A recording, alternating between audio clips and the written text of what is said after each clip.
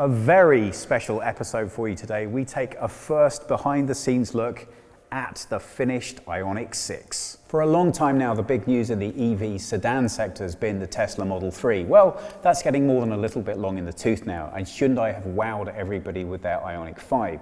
So needless to say, everybody, including me, is more than a bit excited with the proposition of the IONIQ 6. The first big surprise to happen here is the design language.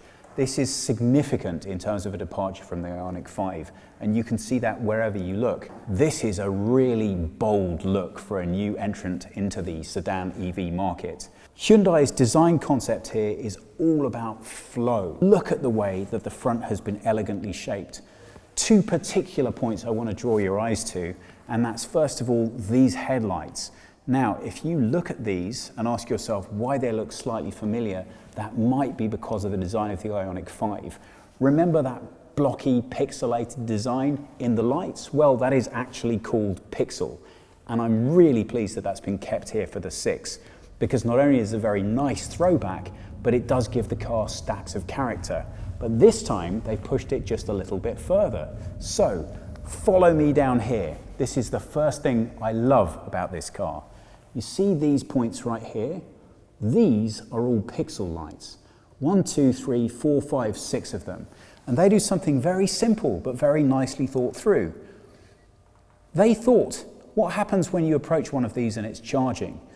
You might know how much charge it's got in it, but the next guy in the queue to top up their car won't. So that, believe it or not, is a power meter. It shows you how close to being full the car is while being charged.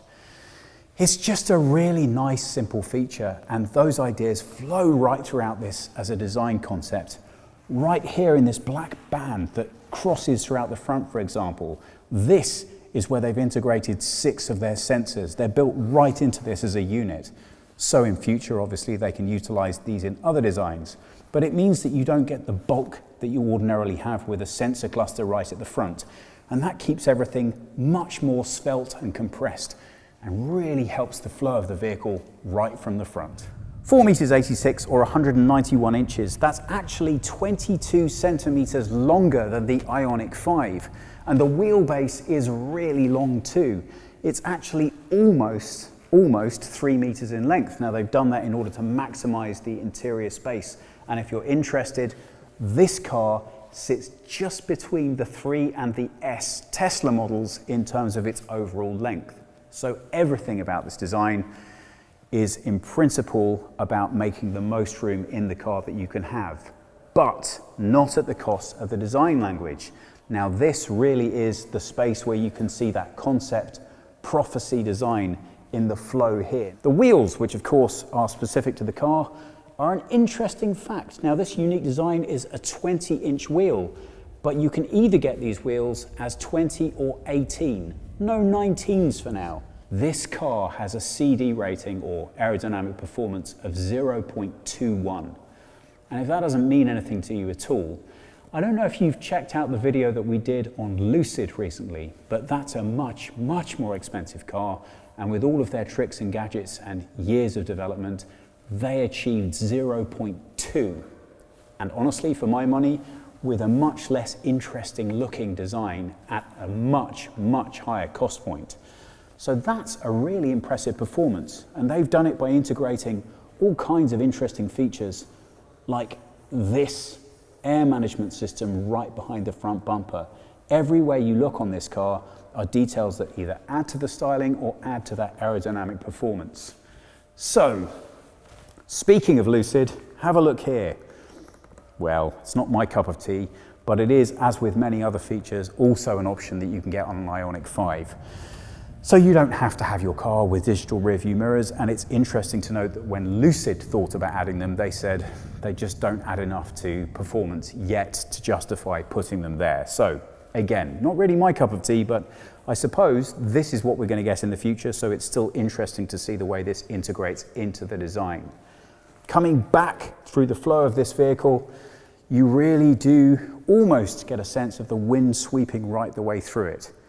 It really works for me as a piece of design. I think they've been bold enough to make it have a really strong visual presence on the road, but they haven't taken too many risks to alienate any of their regular fans. What do you think? I'm picking up all kinds of interesting cues from the rear of this. I see a little bit of Porsche, a little bit of French design, dare I say even Citroën. Are you guys screaming and throwing things at me in the monitor yet? Okay, so maybe that's just me. But I always think a truly original design is one that you can't quite nail down, and that's exactly how I feel about this.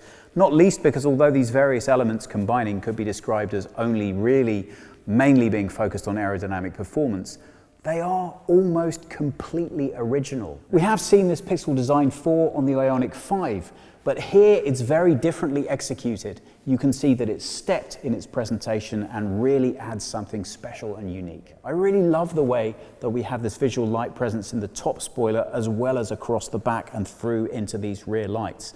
These various different light levels just adds the feeling of dynamicism to the car and really makes you think that is genuinely different.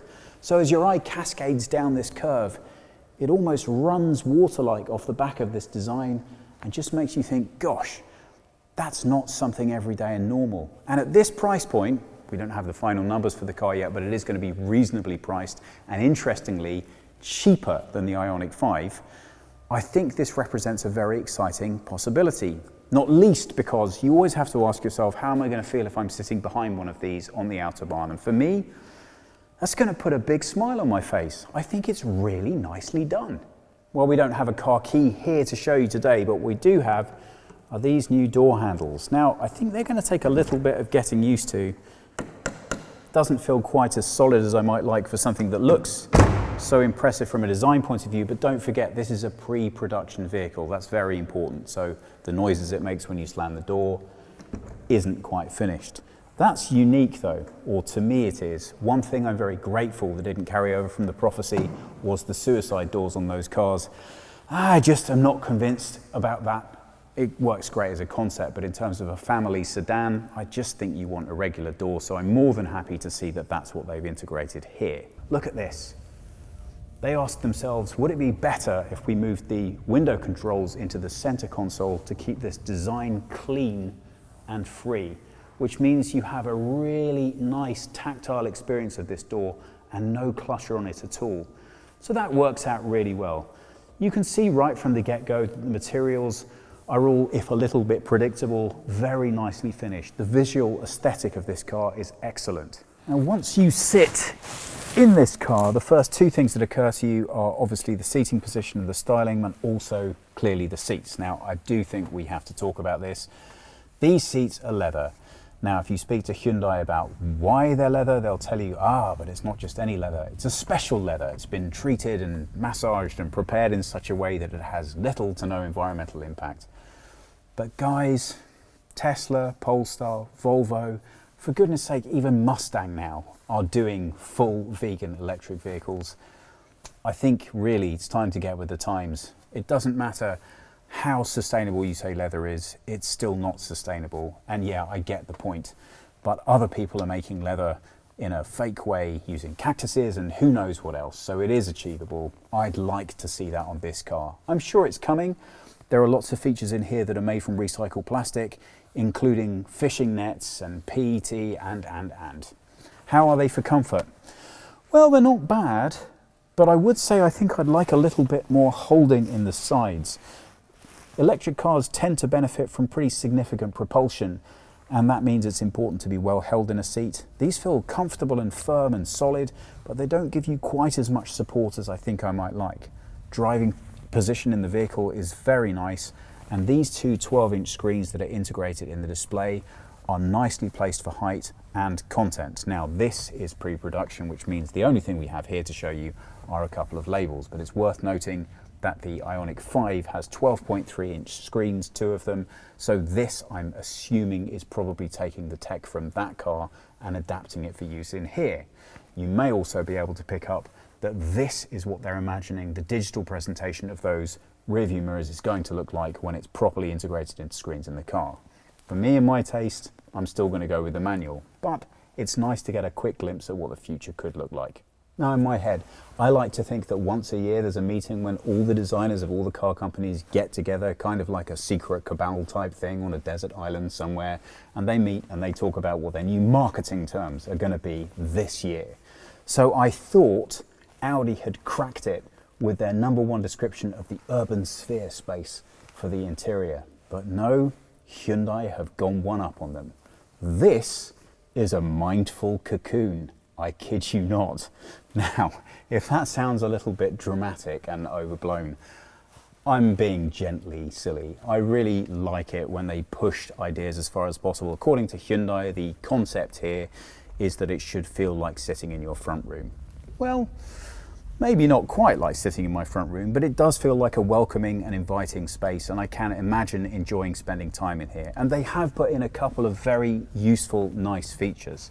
First of those, I'm very interested to know what you think about, are these lights here.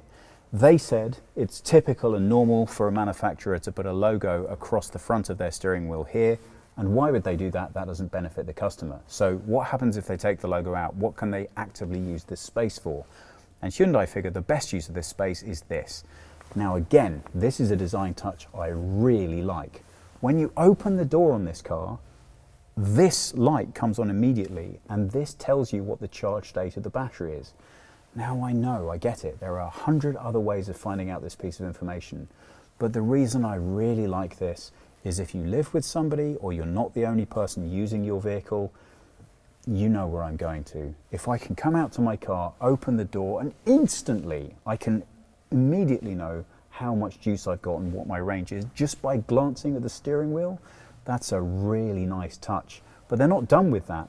This does double duty as also operating as a virtual assistant indicator. So you know you've got a smart speaker at home and you push the button saying you want to speak to Alexa or Google or Siri, and you get a little indicator that it's listening to you. Well, that's the effect that they're going for here. So if you tell the car you want to speak to it, this is how you'll know it's listening to you. I think that's a really great feature, and I'm very excited to see how it actually works once the car's up and running. So that's the first thing about how they've integrated more of a human interaction into this space. This is a very big #2. They claim that this is the only fully flat central partition in any car. And what's behind this concept is the idea that as technology develops and we spend more and more time in our cars, but for different purposes, including more leisure time because autonomous driving should be becoming more and more real, this is somewhere that you can rest a laptop. Now that's actually a pretty great idea, but I wasn't just going to be told that it was possible. I wanted to see practically how it works. So here's my laptop, and there we go. Oh, how embarrassing. I always do like to have a bit of special wallpaper just so I know I'm at home. But as you can see, I do actually have a pretty effective workstation here. My only question would be, is this going to be too tempting for people while they're out and driving to look up work when they really shouldn't be doing it? So I think they're going to have to be very careful with the marketing of this just to make sure people are very clear about what it can be used for or not. But that aside, great, that is incredibly useful. And given the amount of hours I spend sitting outside places waiting for one or various of my children, I would make very good use of this. I'm a little bit surprised to see that here we still have USB-A connectivity and no USB-C port in immediate evidence, but we do have an inductive charging pad, 2 cup holders, and remember earlier when I mentioned those window controls? Well, this is where they've gone to. And if you want to keep all of this section clutter-free and clear, don't worry, there is a massive storage bin underneath. Oh, happy days. Thank you very much, Hyundai. We still have lots of lovely tactile buttons here. So even though the heating and cooling is still digital up and down, because of the lack of clutter and the cleanness of this, I really do think this is going to be pretty simple and straightforward to navigate to. And look, it's actual buttons that you can still push. Hooray! That wheelbase of 2.95 meters should start paying dividends when we get into the back of this car. Well, I'm happy to say that it does. I have lots of room back here. Remember earlier on when I mentioned the 150 millimeters, that's 15 centimeters or about 6 inches? Yeah, I hope that's about 6 inches, that we lost from the height of the prophecy because of the battery pack. Well, in most electric skateboards, in most electric cars with the battery pack skateboard, you notice that you do lose out on a little bit of foot room, or as they rather charmingly now call it, the foot garage right in front of you. And that means you often find you have a slightly less comfortable experience as a passenger in the back because your knees are just raised a little bit higher than you might like. It's a compromise of design. You can't make the seat higher to compensate because, of course, of the flow of the roofline limiting your space. All of which is to say there's still plenty of comfort and room back here. I'm 5'10" or 178 centimeters. It's a little bit tight on space back here. I've got a strange body geometry, short legs as you can see, very long torso. So for height comparison, think of me in terms of about 6'1". You can see there is plenty of room, but not a massive excess. Remember that USB-A port? Well, USB-C ports back here for your passengers, which is nice, and lots of nice sculptural styling to get quite into. I really like the back of these headrests. I think they look stylish and modern, and the minimal diameter of these seats helps explain some of the lack of the comfort I was feeling in the surround holding, but they do add a lot more room because of the amount of space that they've saved here, and they also look really nice indeed. Styling on the rear doors, well, it matches the front very nicely. High quality, unique design, nice finish. But if I'm being honest, it does feel just a little bit plasticky back here.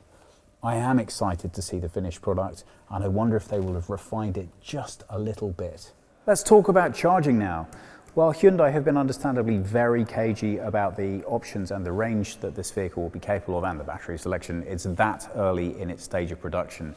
But what I can tell you is it will have the same battery offerings as the IONIQ 5, except for the base smaller battery, which by the way is being phased out of the 5 as well.